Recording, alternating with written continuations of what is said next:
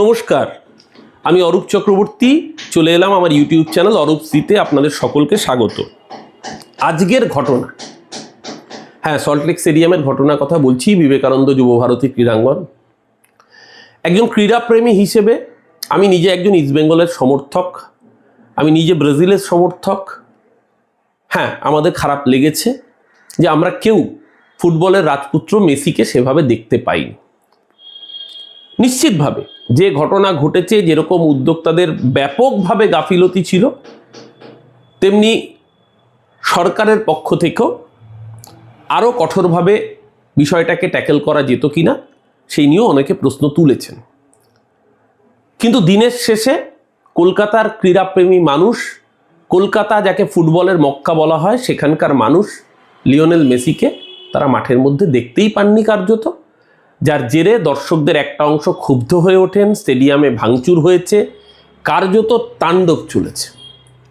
মাননীয় মুখ্যমন্ত্রী ঘটনায় অত্যন্ত ক্ষোভ প্রকাশ করেছেন, দুঃখ প্রকাশ করেছেন তিনি লিওনেল মেসির কাছে। কলকাতার ক্রীড়াপ্রেমী দর্শকদের কাছে মুখ্যমন্ত্রী দুঃখ প্রকাশ করেছেন। কিন্তু তারপরে কিছু অদ্ভুত চরিত্র এবং ঘটনাক্রম সামনে আসলো। এই ঘটনা নিয়ে স্বাভাবিক কারণেই রাজনীতি হবে, চাপানুতোর হবে। কিন্তু স্টেডিয়াম ভাঙচুরের সময় আমরা দেখলাম গেরুয়া পতাকা নিয়ে জয় শ্রীরাম স্লোগান দিতে দিতে স্টেডিয়াম ভাঙচুর করা হচ্ছে। গেরুয়া পতাকা নিয়ে কারা ঢুকবে? কেনই বা ঢুকবে গেরুয়া পতাকা নিয়ে? এই প্রশ্নের উত্তর তো খুঁজতে হবে। জয় শ্রীরাম স্লোগান স্টেডিয়াম ভাঙচুরের সাথে কিভাবে সম্পৃক্ত হয়? একটি নির্দিষ্ট স্লোগান, ধর্মীয় হোক বা রাজনৈতিক, একটা ধর্মীয় পতাকা, লিওনেল মেসি আসছেন, লিওনেল মেসি কি ব্রিগেড প্যারেড গ্রাউন্ডে গীতা পাঠ করতে এসছেন নাকি যে গেরুয়া পতাকা নিয়ে জয় শ্রীরাম স্লোগান দিতে হবে?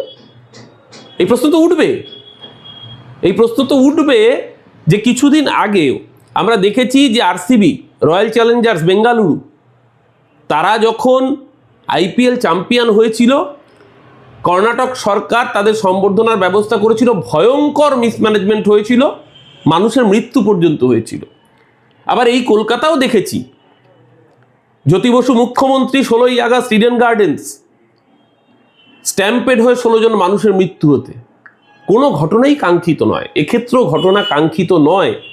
মুখ্যমন্ত্রী ইতিমধ্যেই তদন্তের নির্দেশ দিয়েছেন। অবসরপ্রাপ্ত বিচারপতিকে মাথার উপর রেখে, চিফ সেক্রেটারিকে, অ্যাডিশনাল চিফ সেক্রেটারিকে রেখে পূর্ণাঙ্গ তদন্ত হোক। যে বা যারা এই কাজ করতে মদত দিয়েছেন তাদের সবাইকে ব্যবস্থা নেওয়া হোক। ইতিমধ্যেই অন্যতম উদ্যোক্তা শতদ্রু, তাকে এয়ারপোর্ট থেকে গ্রেপ্তার করেছে বিধাননগর কমিশনারেট। প্রশ্নটা আরও অন্য জায়গায়। এটাকে পলিটিসাইজ করে লাভ কাদের? বিজেপির নেতারা বাইট দিচ্ছেন, কিন্তু সেই বিজেপির নেতারা জবাব দেবেন কি যে ব্যক্তিটি বা যে ব্যক্তিরা মাঠে ঢুকে গেরুয়া পতাকা নিয়ে জয় শ্রীরাম স্লোগান দিলেন, তাদের রাজনৈতিক পরিচয়টা কি? ধরা তো পড়বেই, কারণ আজকালকার প্রযুক্তির যুগে কোনো কিছুই চেপে রাখা যায় না। সেই জায়গায় দাঁড়িয়ে যারা এই কাজ করেছেন তারাও যেরকম ধরা পড়বেন, উদ্যোক্তাদের পক্ষ থেকে গাফিলতি যাদের ছিল তাদের বিরুদ্ধে ব্যবস্থা হবে, প্রশাসনের পক্ষ থেকেও কোনো ত্রুটি আছে কিনা সব দিক খতিয়ে দেখা নিশ্চয়ই হবে। শুধু আমি অপেক্ষা করে রয়েছি এরপর যখন কোর্টে মামলাটা উঠবে। যেহেতু রাজ্য সরকারের পুলিশ অ্যারেস্ট করেছে, যেহেতু রাজ্য সরকারের এক্ষেত্রে একটু বিড়ম্বনা তৈরি হয়েছে, তাই শতদ্রুবাবুর হয়ে মামলা লড়তে আবার তরুণ জ্যোতিরা চলে যাবেন না তো? নাকি বিকাশবাবু যাবেন?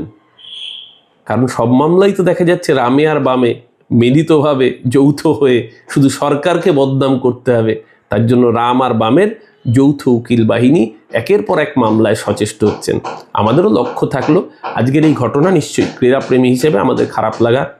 আমি ইস্টবেঙ্গলের গোড়া সমর্থক, ব্রাজিলের গোড়া সমর্থক, কিন্তু ফুটবলের রাজপুত্র, জাদুকর মেসির খেলা ভালোবাসে না এরকম কোনো বাঙালিকে আপনি খুঁজে পাবেন না। এটা আমাদের সবার মন খারাপ যে আজকে কলকাতা এইরকম একটা গুরুত্বপূর্ণ ঘটনা মিস করলো কার্যত। আমরা সবাই দুঃখিত। পূর্ণাঙ্গ তদন্ত হোক, আসল সত্যি সামনে আসুক। রাজনীতির আকচাকচির বাইরে বেরিয়েছে, কারণ দিনের শেষে সব খেলার সেরা বাঙালির তুমি ফুটবল।